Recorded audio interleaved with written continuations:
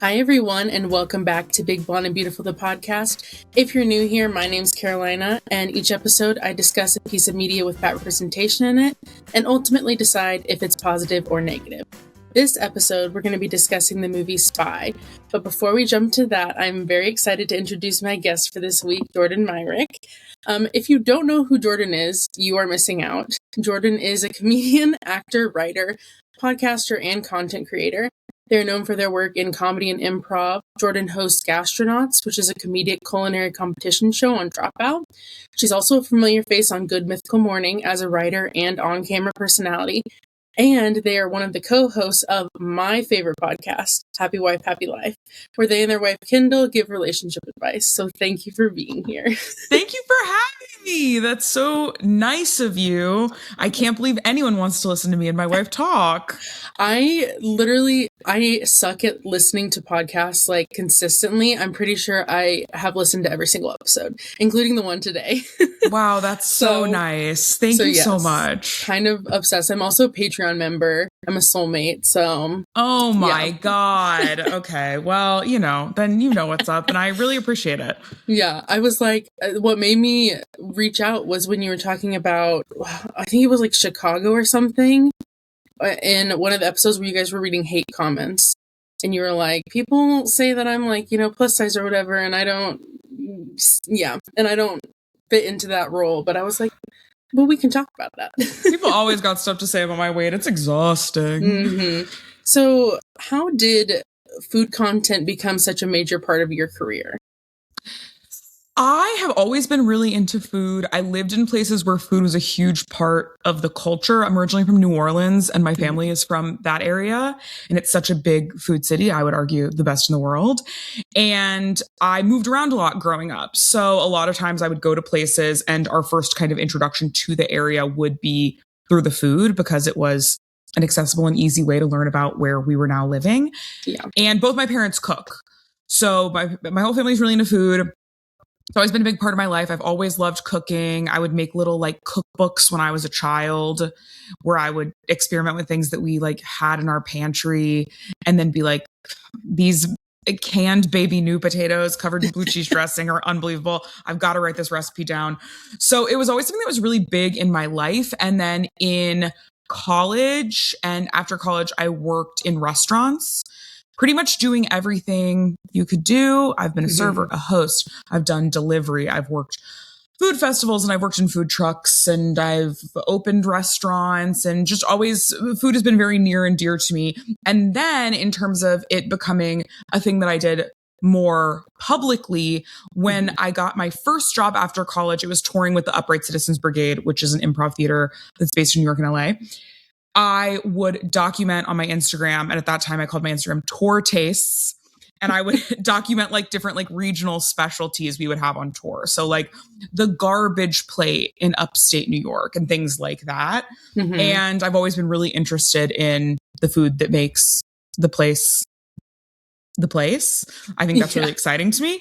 So I started doing that, and then started getting a very, very small amount of traction from that, because this was 2015, 2016. Yeah. So the landscape of social media was not what it is now, obviously. But I started getting some invites to restaurants in New York, which is where I was living, and things like that. And I was like, oh, cool.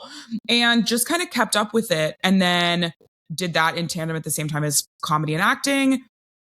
And then when the pandemic hit, I had to stop touring. I was teaching improv at NYU, had to stop doing that. And I was like, okay, well, I don't know what I'm going to do. So everyone else, I got on social media to try to save my wallet and give me something to do, and was making comedy content, gay content, and food content. And then that just kind of stuck. And then as more time went on, I just started getting different opportunities, and people would recommend me for things. Being a person who does food content and comedy content, I think is a specific intersection, especially at that time. So I just ended up getting recommended for a lot of things, or reached out to for different jobs. And here we are now. And here you are. Started the show Gastronauts. Yes. So what was the inspiration for that show? How did it come about? Well, I had done stuff before at College Humor, and which is what Dropout was before it's now Dropout. Yeah. And I had done sketches for them. And then a lot of my really good friends, like my two best friends, Reka Shankar and Lily Du, both worked there.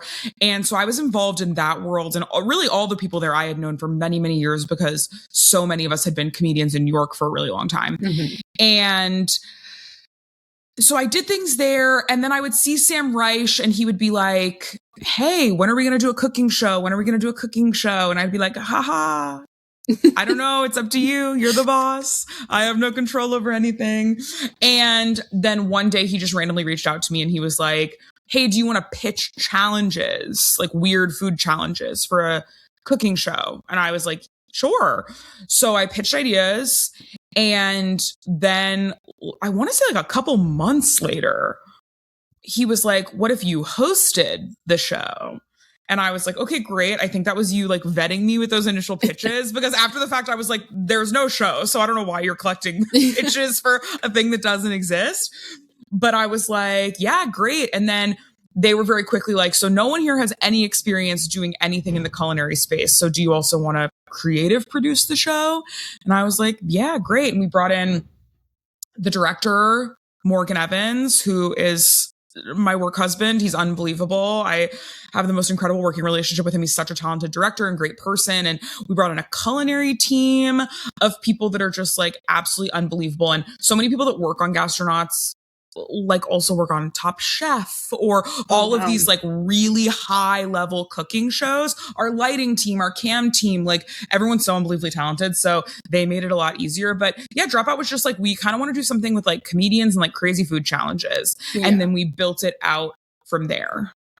Yeah, some of the challenges, they have to be very incredibly talented because I'm like, how do you make that happen? It's like, I can't even imagine it. Yeah, we're very lucky that so part of the deal when people do the show as comedians is they have to pitch ideas. Mm-hmm. And some people will pitch more kind of like open-ended ideas of being like, I really love spicy food. So what about something with spicy food? And then some people come in with really specific challenges that are like, you know, Kimia Bapornia was like, I want to eat something as tall as me. Things like that, where it's like, you know, much more specific. So it just depends on the person. But once again, our very talented culinary team will be like, this is humanly possible or this is not humanly possible. And we try to really get as close to the line of not humanly possible as we can. Yeah, absolutely. That makes for an entertaining show. Thank you. You are very much in the public eye. And as you said, your body is commented on a lot. Yes. How has it felt for you to be categorized as plus size when you don't really find yourself identifying in that category? I think for me, I practice body neutrality big time because I've been all different weights my whole life. I was heavy when I was growing up, and then I was like super, super thin. And then like I've been kind of all over the board, and it just doesn't matter to me at all personally. And it didn't really matter in the grand scheme of my life. You know, I'm very lucky. Like my parents are cool. So I never felt guilt or shame around weight stuff growing up. Until other people were introduced into the mix in like late, you know, middle school, high school, then I started having more feelings about it. But I had a good stretch of time where I was just like, I have no clue. I have no clue that people even have feelings about weight, which I feel very lucky for that because some people never even have that. Never. Yes, sure. Yeah. So I'm very lucky in that way. But I think that the thing with my weight is that it's not that I am uncomfortable being categorized as anything. Plus size, fat, mid-size, whatever people feel, I think is it kind of neither here nor there to me. It doesn't really affect my life. Yeah. But I think that as a public figure, there are things that I think that are worth noting because so quickly with the media we consume, things can become so shifted, so biased. And so it's not that I have a problem with people calling me plus size. I just think it's become this thing where people use it as an insult or mean it in a way of like, I think that you are heavier than I think you should be. And it's like, well, that's not what plus size is. Plus size is a category of clothing. Yeah, and once size we start, range. yeah, so once we start to get to that thing of, oh, this person is plus size when they're really a size 8, just because they're bigger than most celebrities or people in the public eye, it starts to shift the narrative for everybody. And that makes it harder, then clothes stores don't feel like they have to stock actual plus size clothes because they're like, well, we go up to a 12 and that's enough because now society is viewing plus size as an 8. So if we have up to a 12, that's plenty. That's like a huge problem for people. It makes clothes so inaccessible, which then makes a lot of things for people inaccessible, like jobs or feeling nice in the way you look or good about yourself, able to find like a cute outfit for your birthday or like whatever the thing is. So that is in that episode why I took umbrage with that. And sometimes people will be like, well, plus size is different depending on the clothing, blah, blah. And I'm like, yes, I understand. It's all very convoluted and everyone has a lot of feelings tied to it. But I think no matter how you feel about it, you have to be real about the fact that people that are personalities that we consume do dictate the way people feel publicly often about bodies. And yeah, we've seen historically people shift the narrative to being like the norm is being truly someone with an eating disorder. And that's bad. That narrative is definitely happening again very boldly. And I like the point that you made that, like, if we're saying that, a size 8 is plus size, then what does that mean for all the people who are, like a size 26, a size 30, things like that. And it's crazy. It's been interesting out there recently. Yeah, it's really wild. And I also think, things change so much and you see such an in-depth look into people's lives and you see people as they get older when they're in the public eye. And there are things too where it's like, that's also why I don't particularly really hold on to one specific label in terms of my weight, because for me, my weight is always fluctuating. So nothing feels upsetting or hurtful to me, but there are things where it's like, I gained a bunch of weight a couple years ago because I messed up both my feet and then I had to get surgery and then they were botched. And then I was in a wheelchair for like a crazy long time. Yikes. And so I gained a bunch of weight. It like doesn't matter at all. But then there have been times after that where I've like lost some weight and then people have stuff to say about that. And I'm like, it really just doesn't matter as long as we're not promoting being as thin as possible by any means necessary. Yeah, that's where it gets very, very, very dangerous. And unfortunately, with like GLP-1s and things like that, which not saying that people shouldn't be on GLP-1s. Sure. My issue with them is like, I don't understand why America advertises medicine in general. Of course. It's weird. I think we're one of the only places, if not the only, that does that. And it's like, why? Yes, it feels crazy. And I mean, GLP-1s have been around and they can do a lot of good stuff. But I think them tied to this idea that you need to be as thin as possible is not a great look, because they do have lots of other, purposes in terms of medicine. And I also do think they can get demonized as an appetite suppressant, which they can be, but also a lot of medicines are appetite suppressants. So there's a lot of things where it's just like, I just think people want to make weight so tied to morality. And I think it's just the downfall of everything. If you're not well because of your weight, I totally get that being something you want to take care of, whether you're fat or thin or completely in the middle of the road. Like no matter what weight you are, you can have health issues. So I'm like, yeah, if you want to gain weight, great. If you want to lose weight, great. It's all like net neutral to me. But I think tying this moral standard to being thinner, which like has always existed in America, but continues to, kind of ebb and flow in and out of society, like you were saying, is right now so prominent. I think it's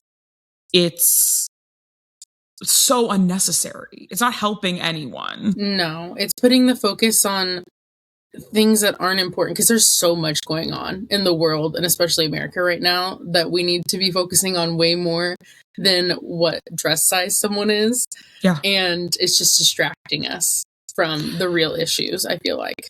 Yeah, absolutely. It feels like something used to bide our time to keep the focus inward and very individualistic rather than us being able to join together. It's like a lot of people say, I think it's similar to if they're trying to create a race war because they're trying to stop a class war. And I think a lot of things are like along that spectrum of being like, how much can we put on people to make them only think about themselves and things that don't really matter to keep people from noticing things that do truly matter.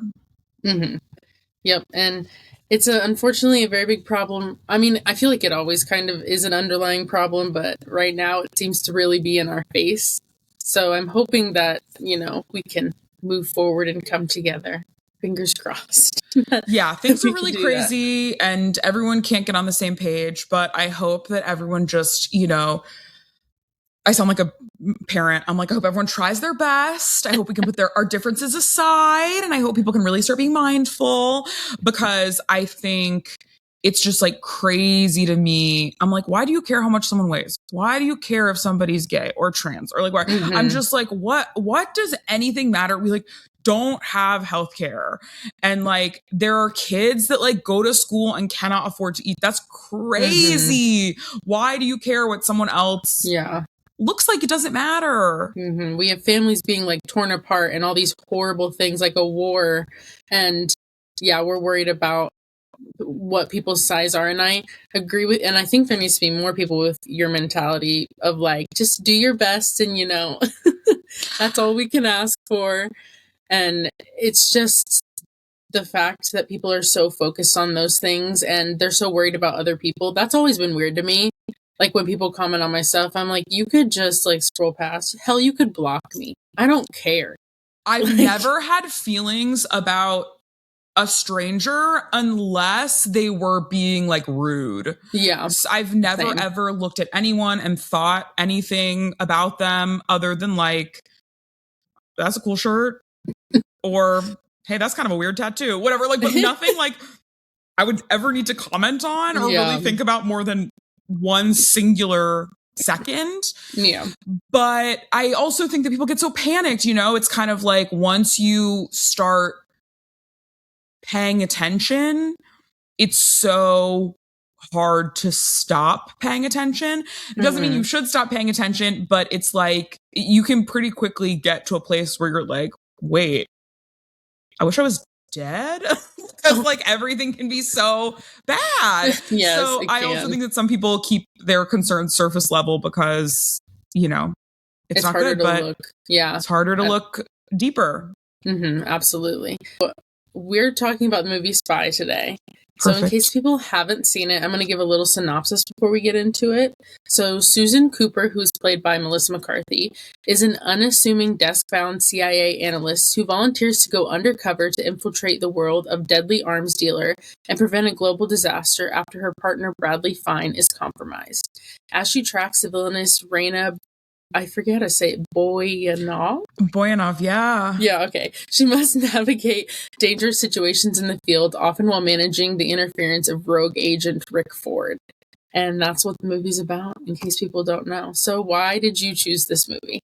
Well, this is one of my favorite movies of all time. I think it's one of the best comedies that's ever been made. I love everything about it. I love Melissa McCarthy. Same. I love Jason Statham, Bobby Cannavale, Rose Byrne. It's like a truly all-star cast. And it's so, so, so funny. My wife and I used to watch it every night as we fell asleep. Now we do it more like, once a week. But it really just is like, I've seen it so many times, and every time I watch it, it's just so funny. And I think it's great representation for all different types of people. Yeah.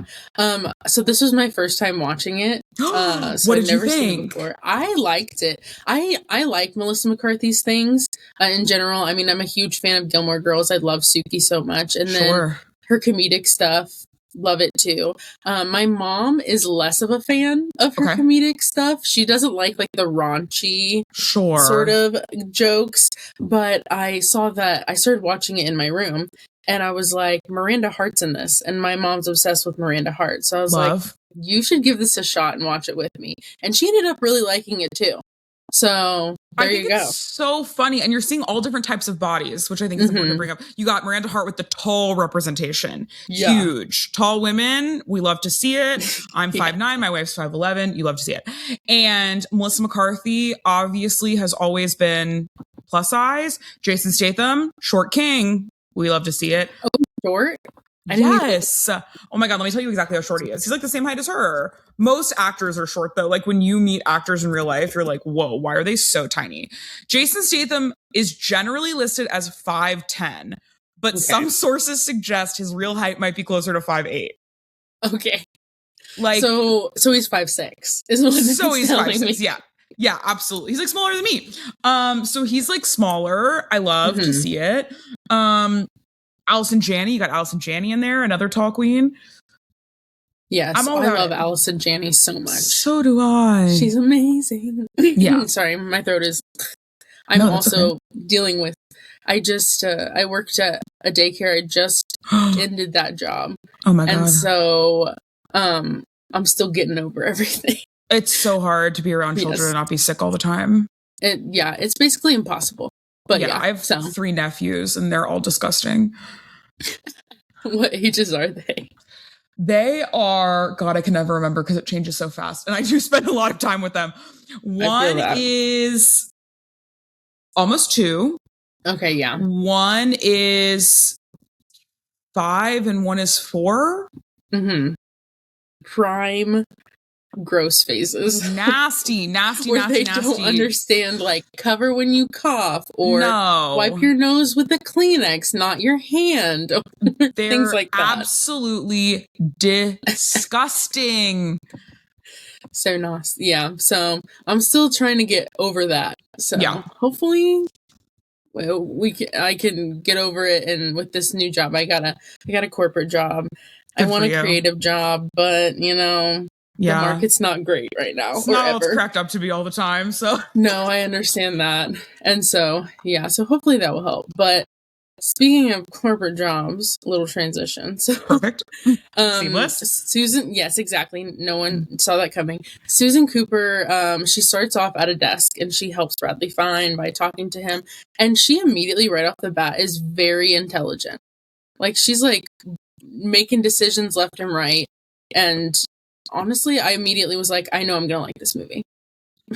Yes. You see her as so smart and so nice and so likable. And I think one of the things that I like about this movie too is they make fun of her a lot, which I think is good. I think sometimes we get to this place where like we can't make fun of anybody because even right now, like we have a clip from my podcast where we're talking about straight women dressing gay and how we're sometimes like, straight women, this is stolen valor. You got to cool it. Like all jokes. And so many of the comments are like, but what if they're not straight? I'm like, relax, please relax. Well, that's like, not what you were talking about. Yes. And we have to be able to make fun of straight people, but we also can make fun of gay people and we can make fun of bisexual people and trans people. I think being able to be made fun of is the great equalizer as a comedian. And I think we should be able to make fun of people. And when we start dealing with everyone with kid gloves, it's doesn't always end up in a respectful or fun situation is how I feel about it from my own personal experience. I just think the jokes have to actually be funny. And what I love about Spy is that they make fun of her a lot, but they're never just like, you're fat, haha. They're like, you are dressed poorly or you are a loser. Like things like that where I'm like, yeah, that's great. She is kind of a loser at the beginning of the movie. Or like one point, Jason Statham says she looks like a flute player in a band. Like in an orchestra. You should not be in this casino because DeLuca is here and I need to get close to him. Yeah, how you gonna do that? Huh? How you gonna do that, Cooper? What, you gonna seduce him? That your big fucking plan? Yeah, what if it is? Why is that so hard to believe? Because you look like a flute player in a wedding band. That's fucking why. And she does. She's wearing like an all black outfit. Like she does look like that. And it's so funny. And the joke isn't just, that has nothing to do with her weight. Yeah. It just has to do with the outfit she chose to wear. So I think that I like that too, where it didn't just take the lowest hanging fruit of quote unquote comedy, but it allows us to like make fun of our main character, which you have to have in a comedy. Yeah, absolutely. And it's so specific. Some of the digs at her and some of the digs that she makes are just so specific. I agree with you. They make fun of all of each other. They make fun of Jason Statham so much. They put him in that little paperboy cap, and then she's like, you look like in a production of Newsies. I died for 5 minutes, and then I came back to life. Was he what? He looks like he's in the cast of Newsies. That's so fun. Like, it's just, all the jokes are unbelievably specific, which I think is great. I just think it's the funniest movie. It is really funny. I remember what I was going to say now is I feel like with you saying you have to be able to like make fun of yourself and to make fun of all, you know, different types of people. I think that gay people are the first people to make fun of the gay community and things like it's kind of like when you're a theater kid, you're the first one to be like, theater kids are so annoying. Absolutely. Which is very important. Well, the gay community, we need to be made fun of. We need to be humbled because if not, we're too powerful. Exactly. But we don't need to be humbled by, you know, homophobes or weirdos. We need to be humbled by each other because ultimately, like, gay people tend to be culture cultivators and people who are funny and talented. A lot of queer people are good at singing, good at fashion, you know? So we have to be brought down to earth sometimes. We're too powerful and cool and hot.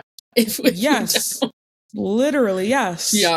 Yeah. They give her, my only qualm with this, which I guess it's kind of just like making fun of her. Again, it's not about her weight, was like they kept giving her the characters that were like horrible. Like, what was I think it's so cat funny. Lady? Yeah, she's like a woman that just has like a bunch of cats, or at one point she's like a Mary Kay saleswoman. It's like just so embarrassing. Again. And I feel like once again too, it like encompasses a lot. It's not just like, oh, you're a fat lady, so you won an ice cream eating contest or like whatever, some dumb shit. It's like, not only is she bigger, she's also of a certain age. She's, you know, she's very different from a lot of the other women who are portrayed as spies in this movie, in movies in general. So I think they're like making fun of all of that. Like, she's smart, she sits at a desk, she's bigger, she's older, she's a woman, you know, there's not even a lot of women in this space to begin with. So I think they're like, and doing the one thing that, you know, when you think of being a spy, what do you think of? Getting to be like cool,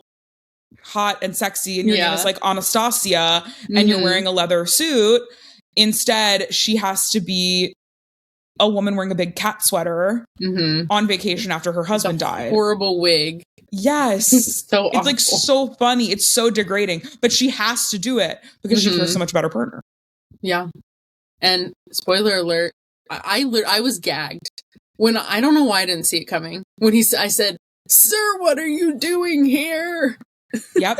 Huge surprise. He shows up. He's not dead. He hasn't been dead this whole time. He's deep undercover. He used a melon to pretend to die. He put a contact lens on a melon and she shoots the melon. Yes. Truly crazy. But I also love her dynamic between her and Rose Byrne. I think it would have been very easy to elevate Rose Byrne because she is so thin. I think that would have been really easy. And I think instead, like, Rose Byrne's a huge bitch and she looks insane. Her hair is nuts. Her outfits are crazy. At one point, Melissa McCarthy says she looks like a slutty dolphin trainer. My father used to bring people here. Did he also make you dress like a slutty dolphin trainer? Which is exactly how they dress her. I think it's just so, once again, it's like we're just throwing jabs at everybody. Yeah. One of my favorites is the limp dick unicorn one. Yeah. Anton! Ouch! Anton is part of my security team, psycho. Yeah, well, guess what? I don't like his face. I don't like the looks of your face. And who the fuck are you? I'm the person that's gonna cut your dick off and glue it to your forehead so you look like a limp dick unicorn. Yep. That one cracks me up so much. It's just so funny. It's so, and I also think it's cool to see her have this transformation where by the end of the movie, she's much more confident, but like not in her looks, just in her ability to like put herself out there. Yeah. To be a badass, to do what everyone else does. Yes. Spies. It also made me think, I can't really think of any other spy movies that center women other than like Charlie's Angels.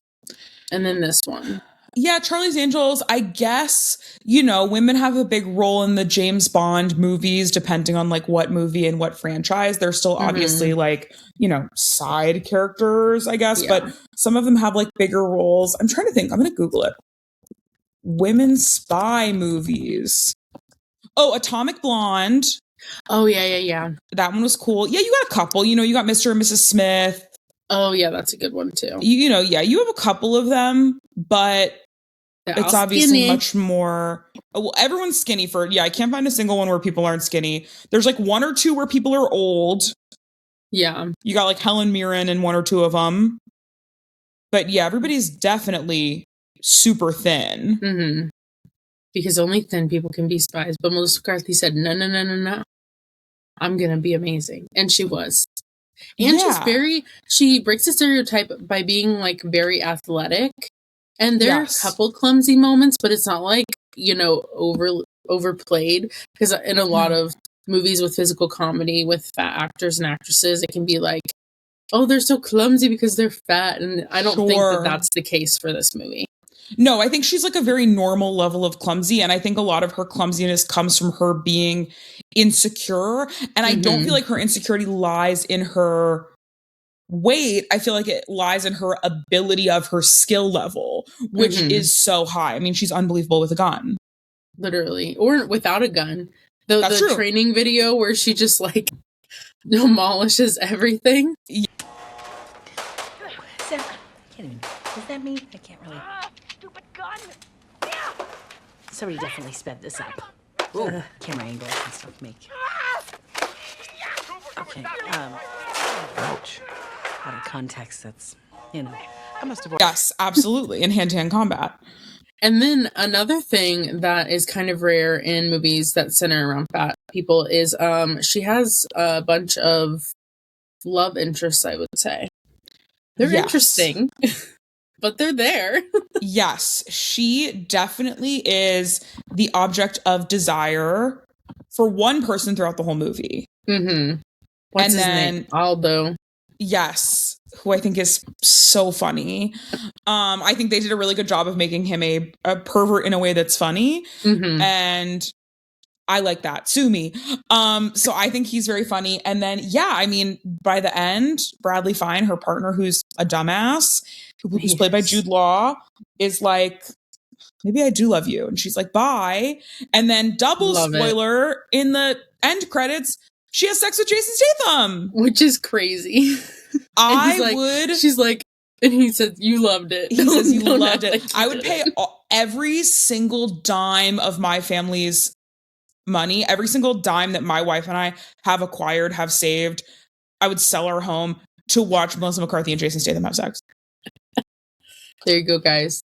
Melissa McCarthy, Jason Statham, if you're ever in a bind. The two of them are really hard up for money, so I hope they hear this. But I just think, I'm like, wow, two incredibly attractive, very fun, very funny people. I love Jason Statham, which is the thing that shocks a lot of people about me because I'm gay and I love movies and things like that. So I think a lot of people are like, oh, but no, I love Jason Statham. I don't know if I've seen him in anything else. Are you kidding me? The Fast and Furious movies.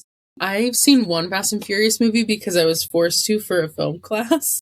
Which one? Like action movies. It was the 7. Furious 7. Okay. I don't know if he's in that. Hobbs and Shaw, which is a Fast and Furious like offshoot. It's him and The Rock. Unbelievable. One of my favorite movies. And he's the transporter. Okay, please. Apparently he was in that. Respect his work more than Romeo and Juliet. He's in the Transporter series. He's in Crank. Now he's doing, I think he's really wonderful because I think he's really leaned into being like, I want to make like funny, ridiculous action movies. So like The Beekeeper, The Working Man, like all of these movies, I'm like, I'm here for it. I'm here to laugh. I'm here to have a good time. Melissa McCarthy really likes him, so I like him.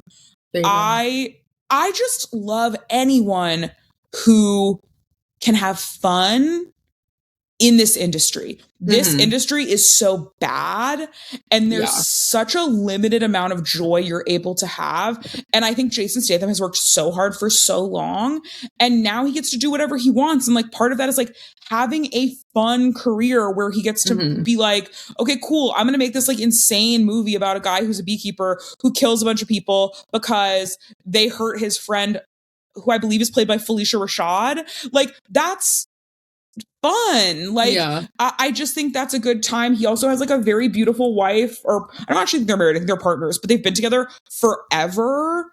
They seem to really like each other. I'm just like, he just seems like a cool guy. Yeah. And one other thing you were saying about like having fun in the industry, I feel like Melissa McCarthy is having the most fun. And she does stuff with her husband. Like he makes a cameo in this. I think he makes a cameo in almost every single thing that she's in. Yes, he does. And some of them he's co-written with her. I am so unbelievably jealous of her. I don't know how she's hacked the system, because typically people who look like her aren't allowed to have literally anything. Yeah. Especially looking at a space like Gilmore Girls where everyone's like so thin. But I guess at the same time, they do have some, you know, they have some people of color on the show at a time when like that was not the biggest focus in the world, unfortunately. And like, they never talk about Melissa McCarthy's weight on Gilmore Girls. I also think what I like about her on Gilmore Girls is that she's a very realistic portrayal of a chef. It's so funny to me. Like, a lot of food influencers, celebrity chefs, whatever, they are so thin. Yeah. And that's something too, where people will sometimes comment on me. Like, sometimes my weight will fluctuate depending on like how much work I'm doing in the food space. Because I'm like, well, yeah, when you're like eating food all the time for work, you gain some weight normally. And then if you're not, you might lose some. It's like so just like normal. But even in the food space, a lot of people that are like allowed to be successful are so thin. And I think that's like a dual thing. I think I must acknowledge that a lot of times when you're a chef or a cook, similar to when you're in the entertainment industry, a lot of people don't come from money. A lot of people are very normal. And when you're working your way up, like, I mean, up until relatively recently, I was living month to month. Yeah. And, you know, growing up, like, my dad worked at the airport. My mom is an ICU nurse. And I certainly never wanted for anything, but, you know, like, my parents are not bankrolling my life, and I'm not a nepotism baby. And I think also like working in a kitchen is a very accessible career to a lot of people. And I totally get that once you start to get more regularity in your schedule, more money, whatever, you go from like, hey, I don't have to have McDonald's for dinner. I can actually have like a nice piece of salmon or whatever, which can affect your body and your mind. Yeah. So I think there is something real to that. But I also think there's so much truth to being like the people we're allowed to highlight in the culinary space as well, even though it revolves around food. Yeah. They're still expected to be very thin. And I think a big part of that is, unfortunately, people sometimes are turned off by seeing products endorsed by fat people. Because, like, a lot of people's biggest fear in the world is to become fat. And I'm like, listen, like you said with your legs, like, sometimes things happen and your body will change, and that's okay. And so you have to find your self-worth in other things. And I think people, it's just so hard to get a job, let alone a job in the public eye where people are, like, wanting to purchase something that you're selling. And it's a whole thing. Yeah. Well, and I think there's also an element of like, I can't fault people for wanting to be thin either, because you are treated so much better when you are thin. Yes. By strangers, a lot of times by your family, by people when you're dating, like that. As someone who's been all over the spectrum of weight, like I, as many other people, can confirm that for sure. So I also think that like it's hard to expect fat women in particular to have to like take a stand and be like, no, I'm going to let everyone treat me like shit so I can make a change. And that's like very noble. And if people want to do that or feel capable to do that, like that is so incredible. Some people don't have the wherewithal to do that. And I can't fault those people either. So it's such a complex thing. And I think that's why in general, we need to be pushing for body neutrality rather than body positivity, because your body is such a fleeting thing. You could be too heavy, too thin, sick, healthy, whatever, like in the blink of an eye. I mean, my father-in-law was almost fully paralyzed for like over 20 years after having a series of strokes, just like something completely out of his control, which like fully changed his body and his life and whatever. And we're all not in control of that. And we all get old. And we, you know what I mean? Like, anything happen to any of us. So I think it's a lot of it is also just like having eating disorders. I think so much of it is about control of being like, I can have control where I'm not going to get older. I'm not going to whatever, but you have to let go. And you also have to acknowledge that when you're really thin, when you're old, you look scary. Sorry, I'll say it. Sorry, I'll say it. All these people are losing so much weight to get older to just then take collagen and like inject fat into their face. That's so true. And also sometimes when you lose weight, you just look older, depending on what age you're at.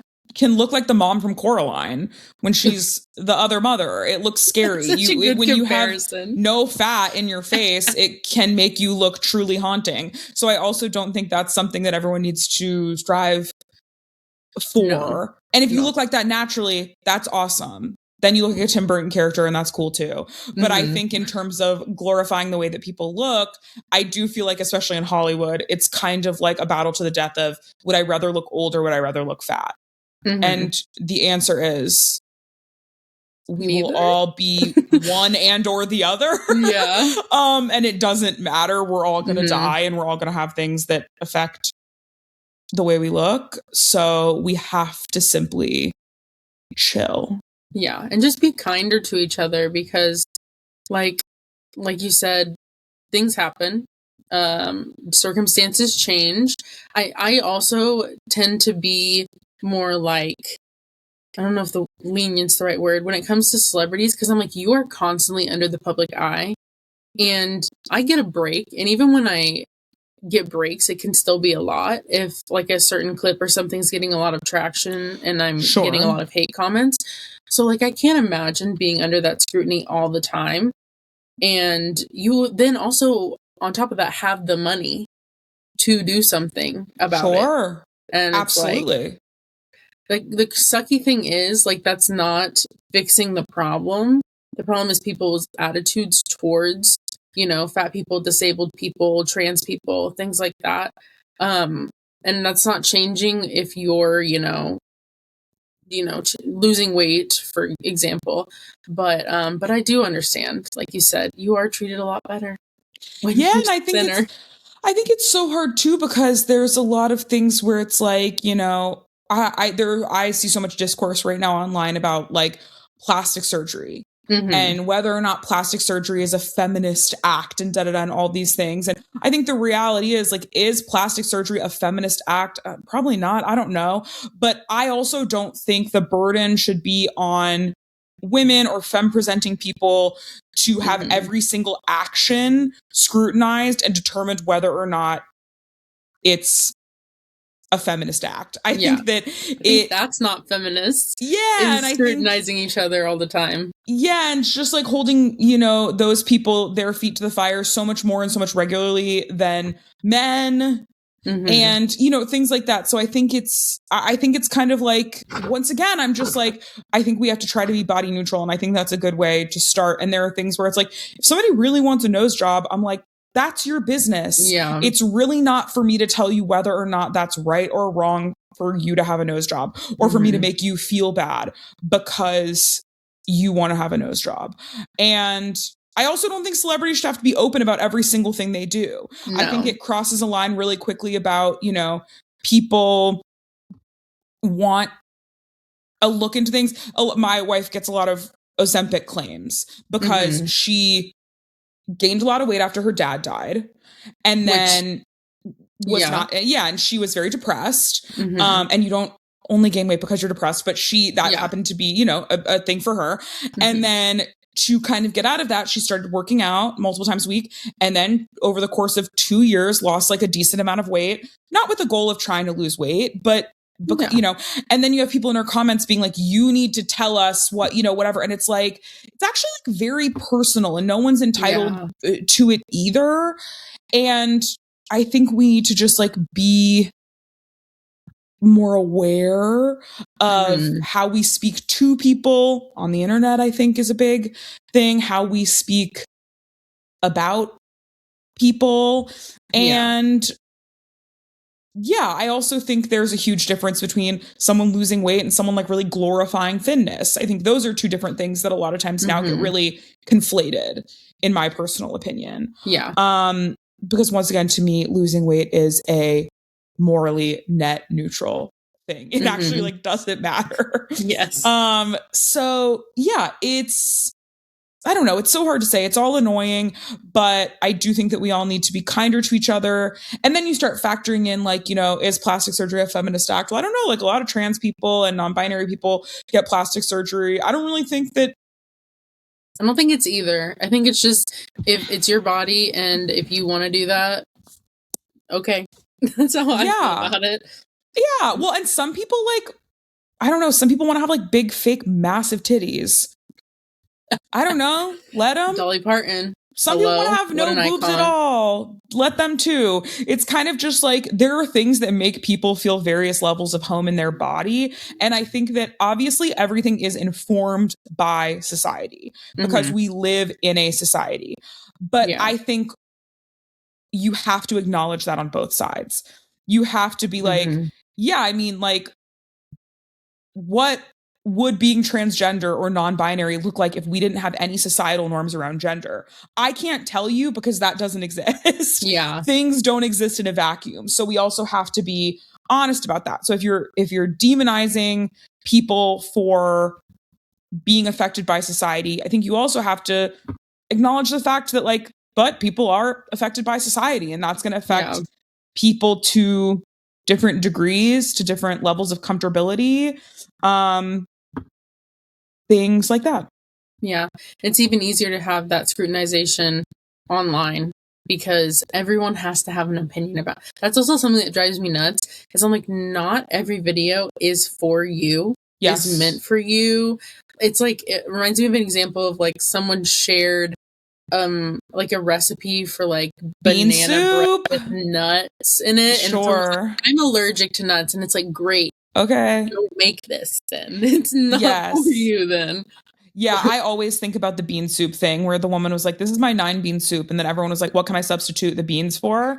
Because I think that the algorithm has like warped our brains. And I see it a lot when I deal with younger people or children a lot of times too, where it's like, you're so accustomed to being fed only things that have been like statistically proven to be things that you enjoy. So when you see something that's not perfectly a fit for you, you're like, why am I seeing this? And it freaks you out. Yeah. Whereas like growing up, when I was 5, I had to like sit on the couch with my dad and watch Frasier. Did I want to watch Frasier when I was 5? No, I was 5. But we had one TV. I watched something I wanted to watch. It was my dad's turn to watch something he wanted to watch. And I think that made me more considerate, made me realize not everything is for me, made me get better at sharing as a child. I also think it made me a better comedian and a more interesting person because I got to experience a lot of things that maybe I wouldn't have naturally just chosen for myself. And I think we're seeing kind of a flattening of culture because everyone's only getting served things that are already self-serving to them. So you have to leave your house and you have to go to the library. Absolutely. And I love a good library visit. I use Libby all the time. Me too. Or Hoopla. Love those too. You gotta go to the library. Yeah. And we just have to widen our bubbles. We're all stuck in these little bubbles, and we're, like you said, we're seeing and hearing things that confirm what we think. and you got to step out of it sometimes. More often than not. Yeah. I feel so lucky because my parents really were, their biggest rule was always like, you don't have to like everything, but you have to try everything. Mm-hmm. So that's applicable to a TV show. I wish that was more common. Whatever. Yeah. And I really think it made me neutral to a lot more things, which I think has really benefited me in my life, because all I had to do was try something and be like, do I like this or not? And I think that, it's just made me like a more well-rounded person. And you have so many experiences that you never thought you would. I mean, even right now, for example, I'm still doing it in my adult life. I did not want to watch Heated Ravelry because I was like, what do I care about these two gay guys? I don't care about that at all. I'm a lesbian. What does that have to do with anything? I watched it. I love it. I'm like, it's the most beautiful show I've ever seen. Now I've read all the books. I'm addicted to it. And now I'm reading all these other gay male sports romance books. I've never liked romance books, and I'm having so much fun with it. I'm like, hey, how much fun is this? And it's just because I took a swing because someone told me to watch Heated Revelry, and I was like, fine, I'll do it. And you can apply that to anything. Music. I love to go to a concert. I'll just buy tickets to a concert of a band I've never heard of, just to go and see what it's like. Or I'll see a movie that I haven't seen. I have the AMC A-list. I try to see 4 movies a week, and I'll try to see all different kinds of movies. Things in different languages, things for children, things for adults, things that I might necessarily not want to see, but I'll go see them because maybe I'll be surprised by it. And I so often am. That's why I don't really listen to even the discourse online or by critics about like a movie or just anything like that, because I'm like, listen, I probably don't have the same taste as these people in movies. Yeah. They're probably like, it needs to be the most artistic, cinematic thing ever. And I'm like, it doesn't. I mean, are those nice? Yeah. But it doesn't have to be that all the time. It could be a really bad movie. Absolutely. Like it. Yeah. I think you just have to see things at face value, which I guess ties into everything I was saying earlier about like, everything doesn't need to be a huge analysis. There can be things where it's just like, I liked this movie because it was fun. Yeah. I want a boob job because it's fun. My breasts are so far apart, Yeah. My boobs are so far apart. It's absolutely crazy.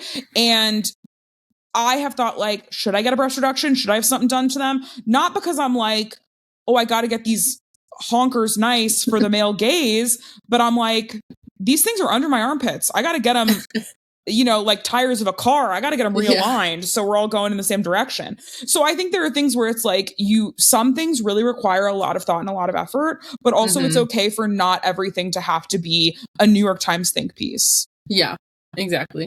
Yeah, you're just eventually they're just going to be on your back. Yes. I got to get them.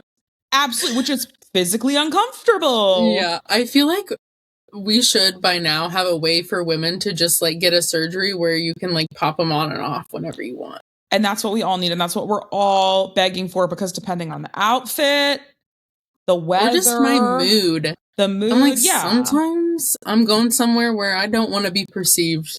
Yeah. I just want to take them off. Absolutely. I'm not trying to play a sport with these things on. No. There's like a lot of different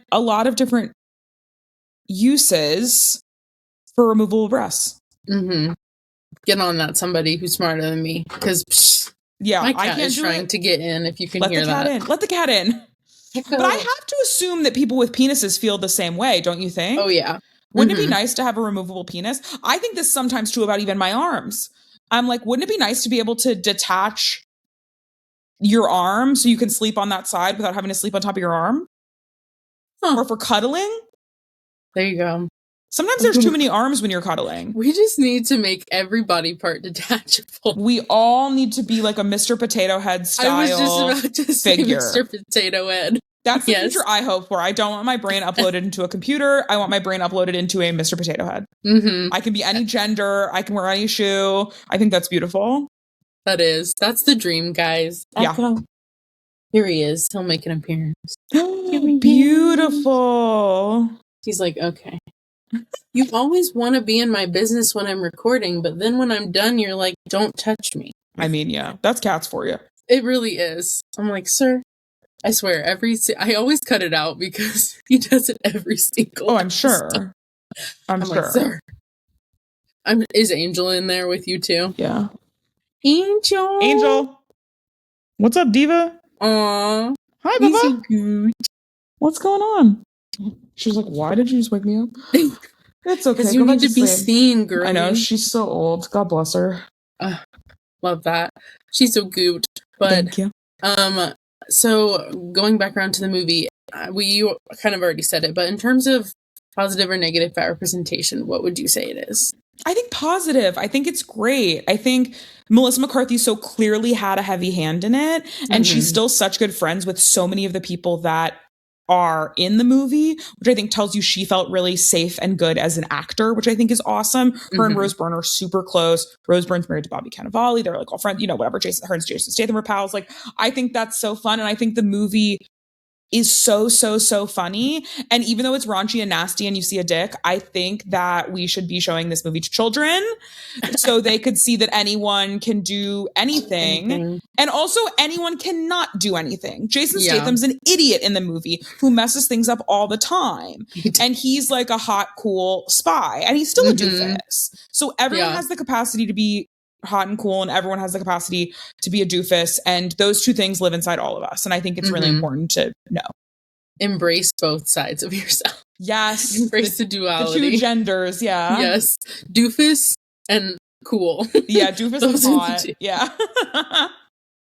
I would have to agree also that it's positive fat representation, just because, as we were saying earlier, like, I can't find another spy movie that focuses on a fat person, and she's athletic, she's confident. I mean, as the movie goes on, she gets more confident. She's witty, all these amazing qualities that we don't get to see a lot, unfortunately, in fat media. And so plus I just love Melissa McCarthy, so I'm a little biased. She's so funny. She has good outfits. Like, the character is funny too, not just Melissa McCarthy. And she's nice, which I love. Yes. Love her. Do you want to plug your socials so that people can find you? I would love that. You can find me on all platforms at JordanMyr1CK. It is my first and last name, but with a 1 instead of an I, because my name was taken. And I'm on Instagram, TikTok, Blue Sky, YouTube. I'm doing a lot of long form YouTube content right now.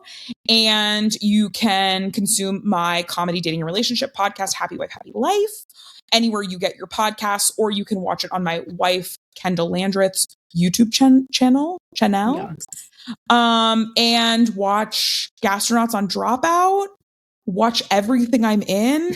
Write your senators. Tell them that I should be in more movies. Fan cast me and stuff on the internet. So directors and casting agents reach out. And have something delicious for dinner tonight. There you go. That's my directive for everyone. Definitely check everything out. Especially, I cannot say how much I love your podcast more, because that's so nice. Thank you. I love it so much. You and Kendall are great. And I will have all of that linked below, as well as my personal socials and the podcast socials. As always, this is a completely independently created podcast. I do everything. I host, I reach out to guests, I edit, I do all the things. So please rate us 5 stars, subscribe on YouTube, follow on Spotify or Instagram or all the places, please. And thank you. And until next time, stay fat and fabulous. Bye. Bye.